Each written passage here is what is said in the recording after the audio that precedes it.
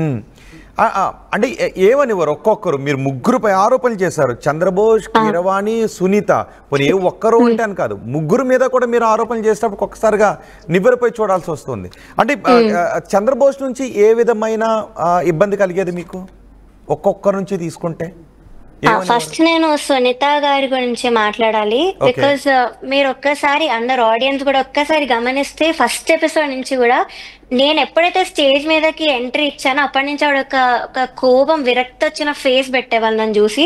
అది చాలా మంది నన్ను అడిగారు కూడా ఇన్స్టాగ్రామ్ లో, వెల్ విషర్స్ కానీ యూట్యూబ్ లో కానీ కామెంట్స్ కూడా వచ్చాయి, ఎందుకు ఇలాగా ప్రవస్తి రాగానే ఎందుకు అలా ఫేస్ పెడుతున్నారు అని.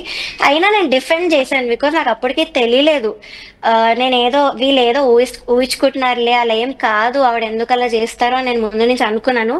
కానీ ఎప్పుడైతే నేను అంతరామమయం పాడే ముందు సౌండ్ చెక్ కి నించున్నాను స్టేజ్ మీద, అప్పుడు నేను ఇన్ ఇయర్స్ పెట్టుకున్నానండి. సో ఇన్ ఇయర్స్ పెట్టుకున్నాను, ఆవిడ దగ్గర ఒక మైక్ ఉంటుంది, ఆ మైక్ ఆన్ లో ఉంది, అది ఆవిడకి తెలీదు. సో నాకు అన్ని వినిపిస్తున్నాయి ఇన్ ఇయర్ లో. సో కరెక్ట్ పాడే ముందు ఆవిడ కీరవాణి గారికి నా మీద ఎక్కించడం జరిగింది, ఇలాగా తనకి హై పిచ్ రాదు అసలు, కానీ ఏదో మేనేజ్ చేసేస్తారు, మీరు గమనించండి, మీకు అర్థం అవ్వాలి, మీరు అది కామెంట్స్ లో చెప్పాలి అన్న వేలో ఆవిడ మాట్లాడారు. అదంతా కూడా నాకు వినిపించింది పాడే ముందు. సో అది వినిపించేది చాలా చాలా ఇంకా కాన్ఫిడెన్స్ అనేది లో అయిపోయింది కరెక్ట్ పాడే ముందు. కానీ అయినా కూడా నేను అవేం పట్టించుకోకుండా నేను నా బెస్ట్ ఇచ్చాను. అంతరామమ్యంలో మేల్ సాంగ్ అయినా కూడా నేను నా బెస్ట్ ఇచ్చాను. కానీ ఆ పాయింట్ రాముడు ఎపిసోడ్ లో అండి, 2 weeks బ్యాక్ రిలీజ్ అయింది, శ్రీరామనవమికి రిలీజ్ అయింది. అప్పుడు మీరు తీసుకున్న సాంగ్ ఏంటది?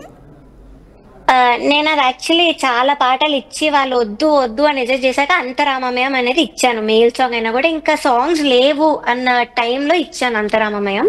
సో అదే సెలెక్ట్ చేశారు నాకు. ఏంటి అన్ని వద్దు వద్దు అంటానికి కారణం ఏంటి? తెలియదండి, రీజన్స్ చెప్పరు, అసలు రీజన్స్ చెప్పారు కానీ వద్దు అని మాత్రం చెప్తారు. ఓకే, మీరు అడగడానికి అవకాశం ఉంటుందా ఎందుకు ఈ సాంగ్ వద్దు అని? అడిగానండి, అంతే. మా పైన వాళ్ళు వద్దంటున్నారు, ప్రొడక్షన్ వద్దంటున్నారు, ఛానల్ వద్దంటున్నారు అని చెప్పేవాళ్ళు నాకు.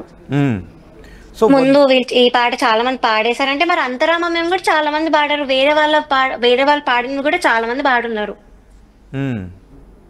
సో నాకు అలాంటి రీజన్స్ ఇచ్చేవాళ్ళమాట, ఒక ప్రాపర్ రీజన్ లేకుండా.